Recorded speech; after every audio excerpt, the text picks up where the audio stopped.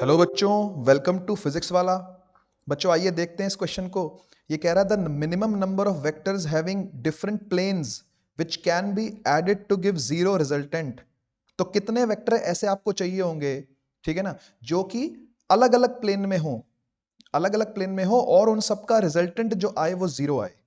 ठीक है, तो एक हम केस ले लेते हैं कि भैया लेट अस सपोज ये एक्स एक्सिस है, ये वाई एक्सिस है। ठीक है, तो एक वेक्टर जो है वो एक्स एक्सिस के अलोंग है, ठीक है, इस तरीके से, और एक वेक्टर जो है वो वाई एक्सिस के अलोंग है इस तरीके से। ठीक है, तो हम सपोज कर लेते हैं कि यहां पर जेड एक्सिस होगी,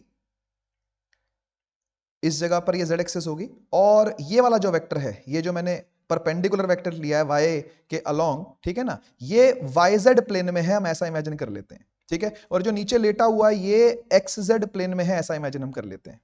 ठीक है, तो अब इन दोनों का जो रिजल्टेंट होगा, जो इन दोनों का रिजल्टेंट होगा वो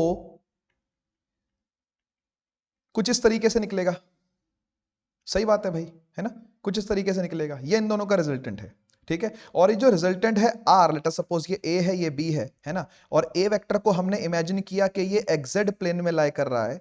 ठीक है, और बी जो है हमने इमेजिन किया कि वो वाई जेड प्लेन में लाई कर रहा है।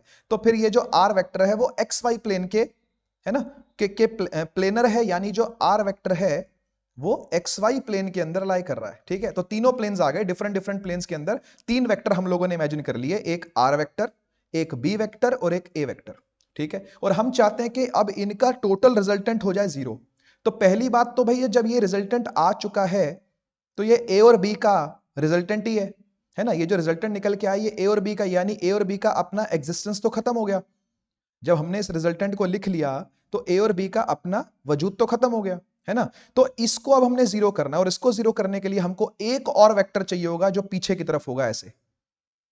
ठीक है ना, जो पीछे की तरफ होगा वो इसी प्लेन के अंदर होगा, एक्स वाई प्लेन के अंदर ही, इस एक्स वाई प्लेन के अंदर ही, है ना। एक और वेक्टर होगा जो पीछे की तरफ होगा, जो एग्जैक्टली इक्वल टू आर होगा लेकिन ऑपोजिट इन डायरेक्शन होगा इस तरीके से, और वो इसको कैंसिल आउट कर देगा।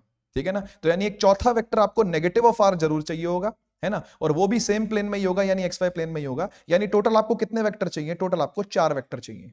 ठीक है, तो मिनिमम नंबर ऑफ वेक्टर जो रिक्वायर्ड है, ठीक है ना, अलग अलग प्लेन में बैठे तीन वेक्टर्स को कैंसिल आउट करने के लिए, तो उसका जो जवाब है वो है कि भाई 4 वेक्टर आपको चाहिए। ठीक है ना, एक बार फिर से सुन लीजिए। ए वेक्टर जो है वो हमने माना एक्स जेड प्लेन में है, यानी नीचे वाले प्लेन में। बी जो है वो वाई जेड प्लेन में है। इन दोनों का जो रिजल्टेंट है वो एक्स और वाई प्लेन में है, यानी तीन अलग अलग प्लेन के अंदर तीन अलग अलग वेक्टर आपको मिल गए, है ना। और ये जो ए और बी है इनका अपना एग्जिस्टेंस खत्म हो चुका है। क्यों? क्योंकि इन दोनों ने मिलकर के ये रिजल्टेंट ऑलरेडी बना दिया है। यानी अब एक चौथा वेक्टर ही बचा जो इस रिजल्टेंट को क्या करेगा? कैंसिल आउट करेगा, है ना। और वो पीछे ही होना चाहिए, और वो एकदम सेम मैग्नीट्यूड का होना चाहिए जितने मैग्नीट्यूड का ये रिजल्टेंट है, और नेगेटिव होना चाहिए, यानी वो डायरेक्शन को डिनोट कर रहा है ना। तो नेगेटिव ऑफ आर नाम का जो होगा ये चौथा वेक्टर होगा। तो 4 वेक्टर मिनिमम आपको चाहिए, है ना, वेक्टर सम को जीरो करने के लिए। ठीक है, तो आई होप बेटा ये क्वेश्चन आपको समझ में आया। Thank you.